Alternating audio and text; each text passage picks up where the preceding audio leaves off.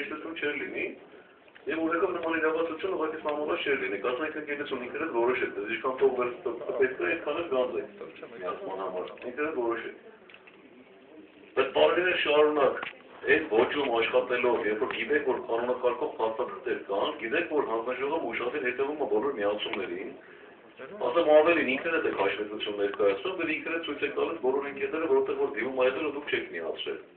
Ու կարծում եմ սա առաջի անգամ չի, չէ՞ որ գանձ բան է կանում, դուժի եք ենթարկում ընկերությանը, տարիների ընթացքում բավականին շատ է եղել ու բավականին լուրջ գումարներ են գանձել։ Ու ընկերությունը հանկարծ որոշում է, որ ինքը կարա բանը իրավական ակտ ընդունի կամ մեկին հրամանտա ու ասես սրանից հետո սենց եմ աշխատում, ես կարծում եմ դա ամենակիչը ընդունելի չի լացած ձևակերպեն։ Ասեմ ավելին դա անօրինական գործունեություն է եւ անօրինական գործողություն է, ըստ էության ստորագրում է մի իրավական ակտ, որը հակասում է Հայաստանի Հանրապետության գործող իրավական ակտերին եւ օրենքներին։ Այս մասով կարծում եմ այդ իրավական ծառայությունը, որ ակտիվորեն պնդում է, որ մեկ օր ավել ժամանակ տանք, որ իրանք արգումենտներ ներկայացնեն կամ փաստարկներ հաստատ աշխարհաշուռեր գալու, մենք այդ որոշումները կարող չենք տոնենք, այստեղ որ պետք է այս իրավաբանական ծառայությունից օգտվել կարծում եմ։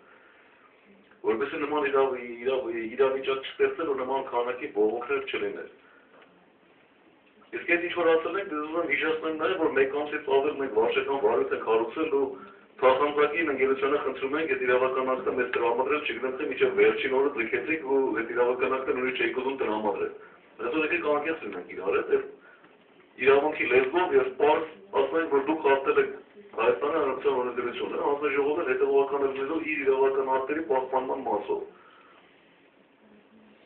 Շատ լավ է, որ ուժը կորցած եք ճանաչում, բայց դուք դրանով խախտումը չվերացրեցիք, ընդհանրապես դադարեցրեցիք ինչ-որ պահից հետո այդ խախտումները շարունակել, որը շարունակական բնույթ է կրում։